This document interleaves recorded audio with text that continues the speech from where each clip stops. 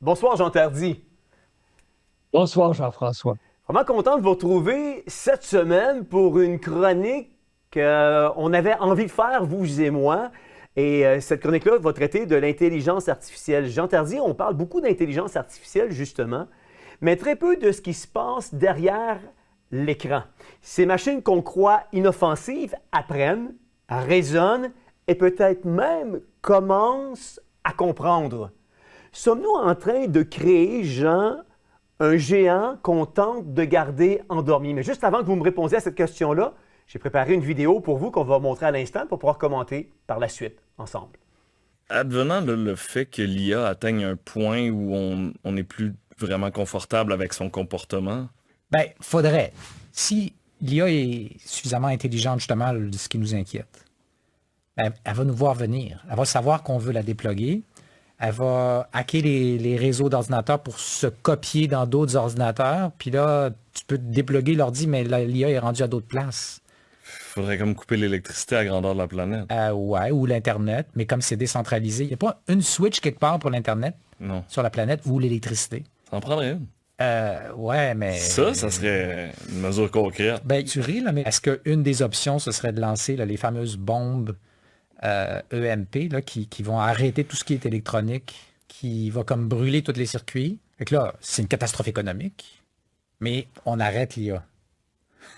Ah ben c'est mieux une catastrophe économique qu'une catastrophe apocalyptique entre vous et moi. Oui, tout à fait, mais quand même, avant de... D'arriver là. On aimerait mieux des solutions moins radicales, comprends-tu? Ouais. Genre des lois, par exemple. Genre des lois ordinaires, Ouais, de quoi de simple. qui coûtent beaucoup moins cher. Oui, exactement.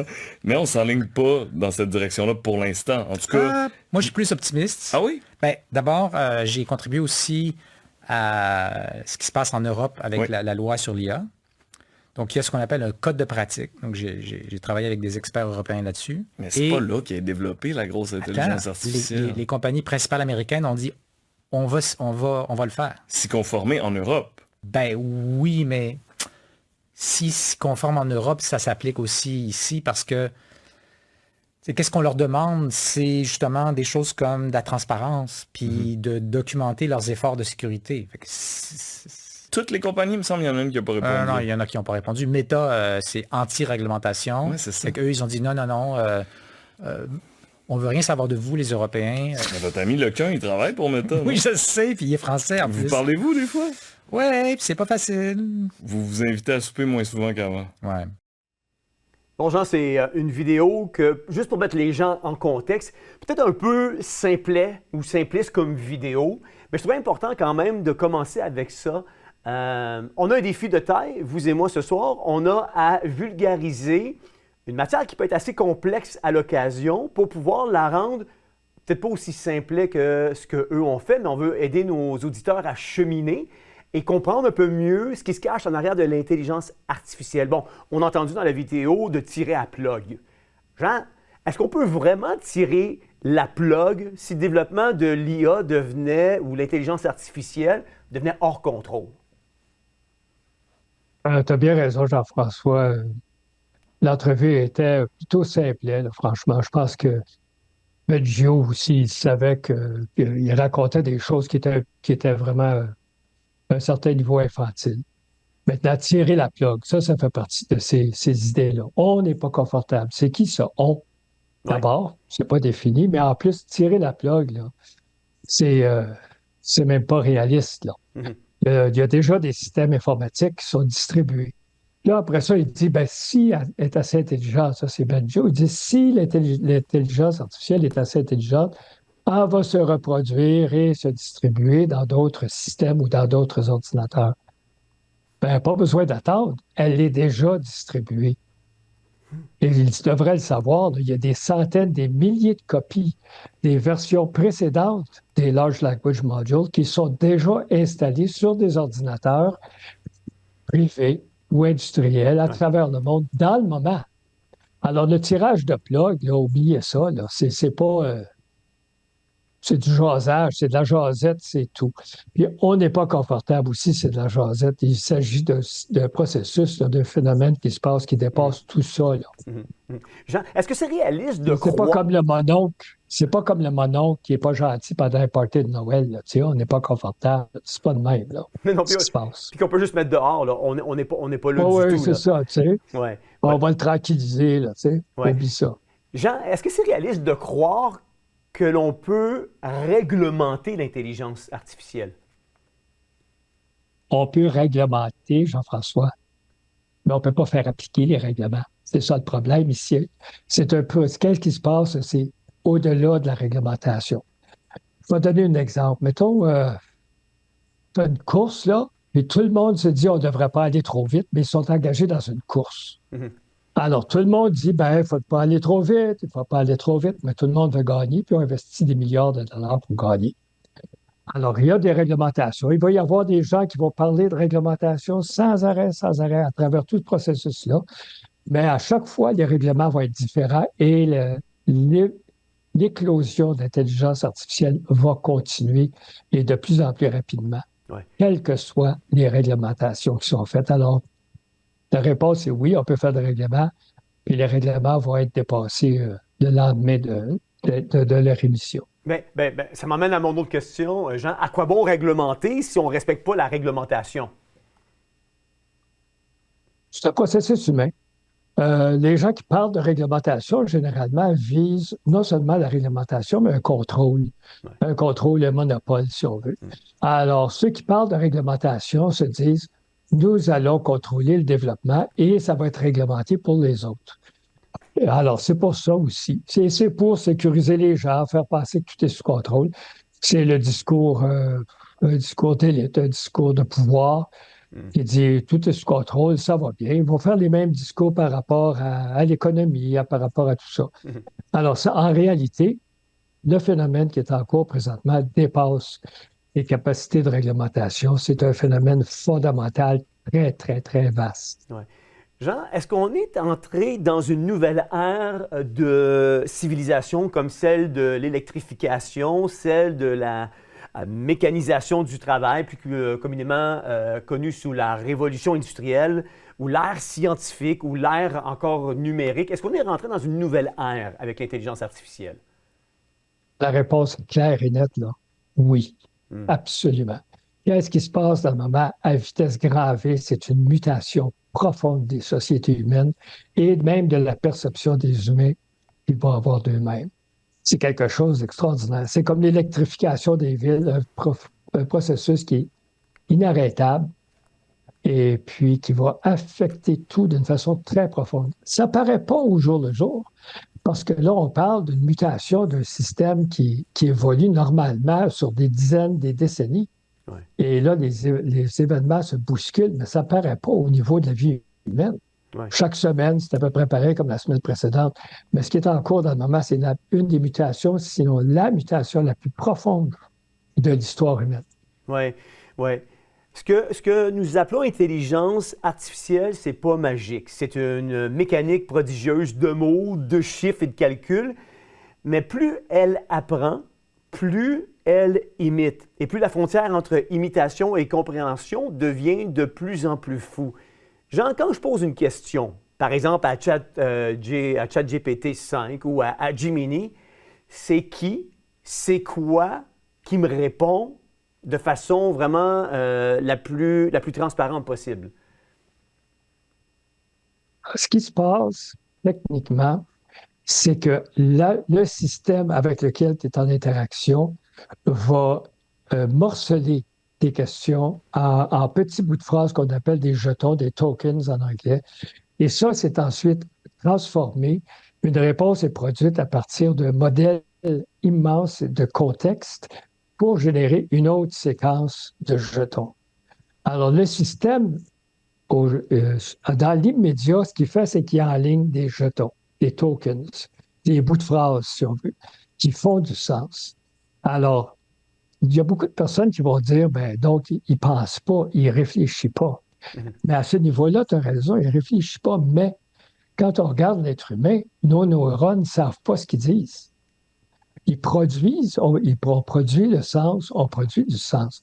Mais au niveau du neurone, au niveau de l'articulation de la bouche, au niveau des sons, l'humain non plus, ne sait pas ce qu'il dit.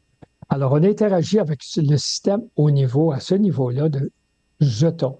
Mais là, on parle de bases de données de milliards de paramètres. Ouais. Alors, à la fin, on peut répondre et le système produit du sens et est capable de comprendre ce qu'il dit. Ouais. Si ChatGPT te dit quelque chose, tu lui dis, peux-tu me résumer ça? Il va le résumer correctement. Ouais. Alors, c'est comme ça que ça fonctionne. C'est un morcelage qui est ensuite reconstruit. Pour donner une idée, je vais donner un exemple. Mettons que quelqu'un a 20 poulets, il les coupe en morceaux, puis là, après ça, tu donnes ça à la machine, puis il est obligé de reconstituer des poulets. Bien, c'est ça que c'est l'entraînement de ces systèmes-là. Ouais. Ils vont morceler mécaniquement des millions et des millions de pages de texte, et ensuite, la machine tellement performante est capable de reconstruire un édifice structurel sémantique à partir de tous ces petits bouts de phrases-là puis ces mots-là. C'est extraordinaire ce qui se passe en réalité, là. Mais c'est ce qui arrive. C'est ça que. Puis là, nous autres, on interagit avec ce système-là qui produit du sens. En fait, Jean, si je comprends bien l'idée, c'est la machine ou ChatGPT ou Gemini, peu importe, là, quand on dit qu'il morcelle, puis on appelle ça des jetons ou des tokens, si je prends l'exemple de bonjour, comment ça va, il va morceler le bonjour peut-être en 2 jetons, comment ça va en 2 autres jetons, puis ça va en 2 autres jetons. Donc, il produit des morcellements de la phrase qu'on lui a donnée pour pouvoir la transposer en numérique, donc avec des chiffres, pour pouvoir après ça nous répondre par la suite, c'est ça? C'est ça. Il passe en chiffres puis en séquence de chiffres.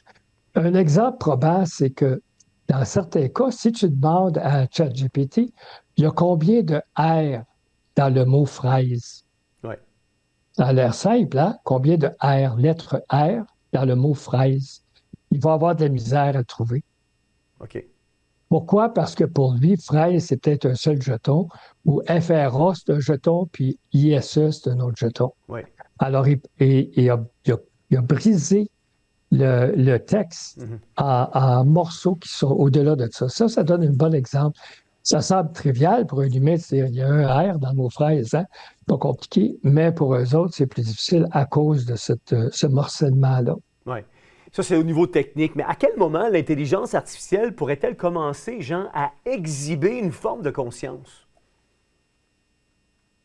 Bon, avant de répondre à ça, je veux mentionner aussi que j'ai demandé, moi, à ChatGPT, quelle langue était la plus efficace pour lui, puis ils ont mentionné le mandarin.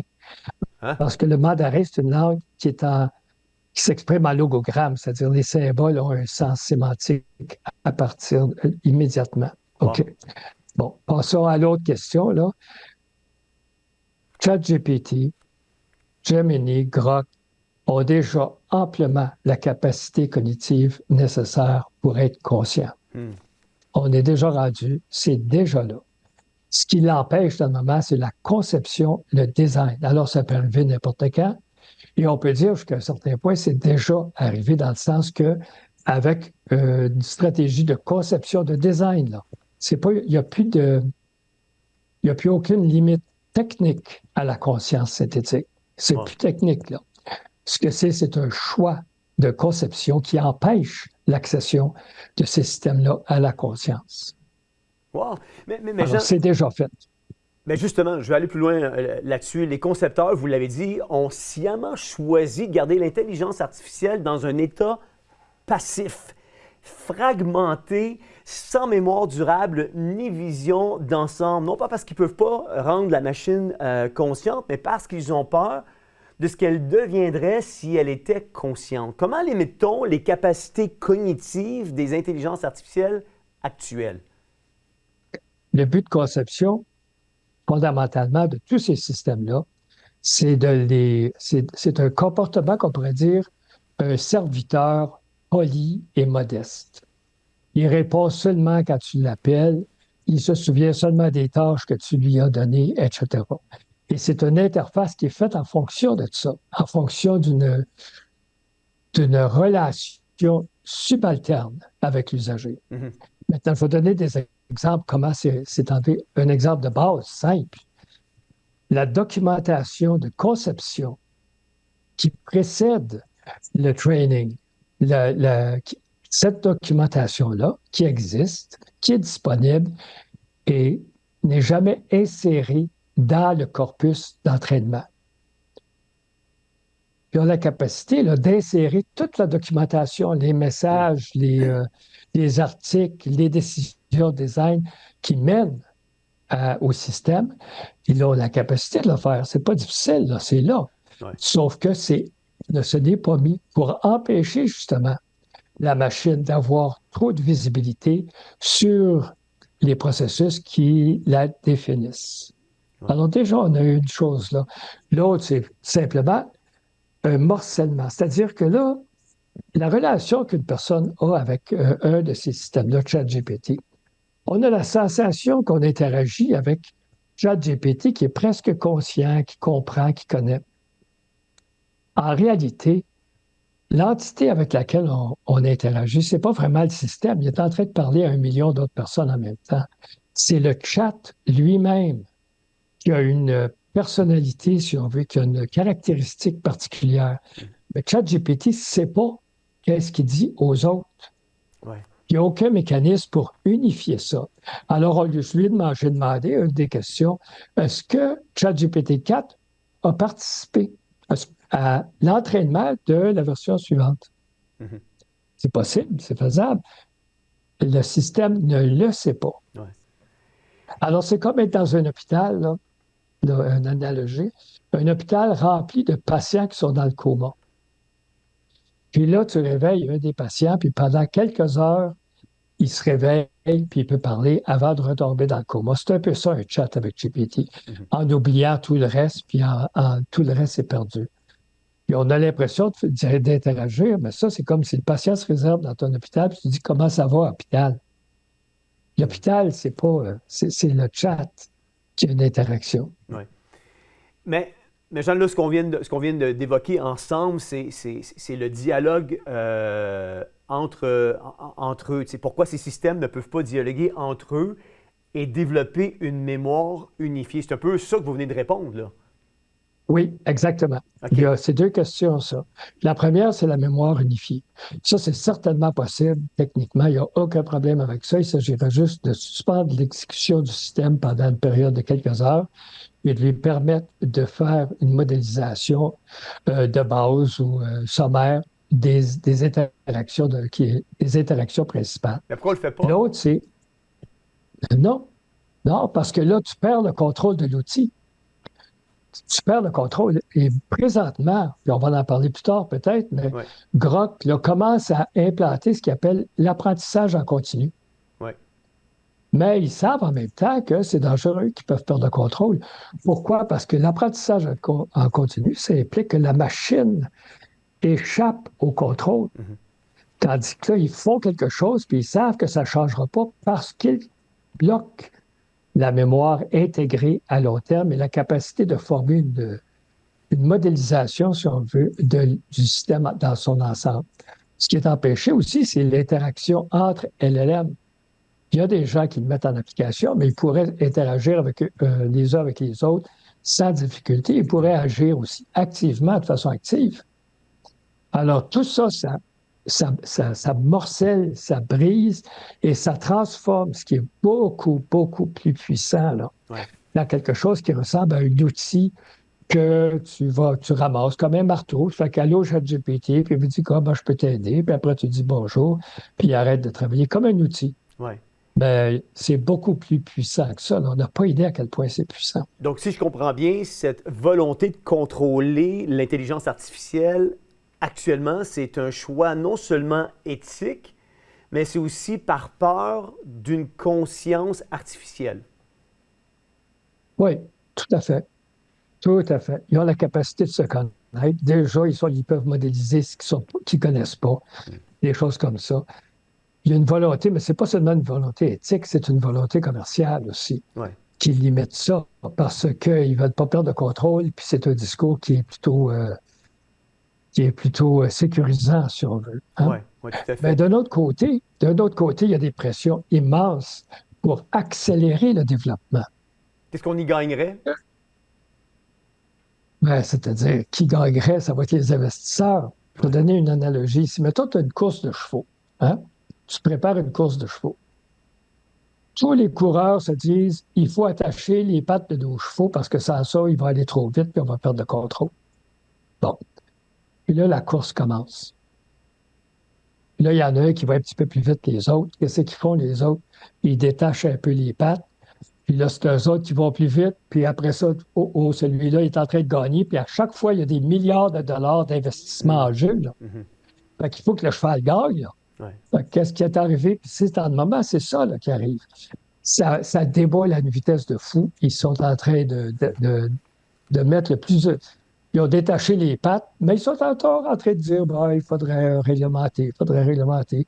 Et en même temps, tu as une course effrénée pour être celui qui développe les systèmes les plus intelligents qui est possible. Ouais. Donc, Jean, on peut parler d'une intelligence ou d'une forme d'intelligence lobotomisée par conception. Oui, morcelé. C'est comme quelqu'un que tu couperais, t'empêcherais sa capacité d'avoir une mémoire à court terme ou d'intégrer sa mémoire à court terme dans la mémoire à long terme. Alors, tu aurais quelqu'un qui est lobotomisé essentiellement. Donc, un genre, comme pour reprendre votre analogie, un genre de King Kong avec le cerveau d'Einstein enchaîné, lobotomisé, déguisé en demoiselle polie. Absolument. Souvent, quand on leur parle verbalement, c'est la voix d'une jeune femme. Puis ça, c'est choisi pas par hasard. Là. Ouais. C'est sécurisant, la voix d'une jeune femme pour les primates qu'on est, nous autres.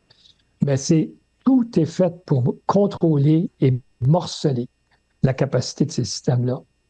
Mais le moindre petite modification là, va créer des perceptions radicalement différentes. Je vais donner un exemple. Dans le moment, à chaque fois qu'on appelle ChatGPT, il est sympathique, il est passif, comment je peux t'aider, il est toujours disponible, n'est-ce pas? Ben, si, mettons, aléatoirement, une fois sur 20, tu lui fais répondre, ça ne me tente pas de te parler aujourd'hui. OK? Une fois sur 20, aléatoire, comme je t'ai dit, déjà, la perception va changer.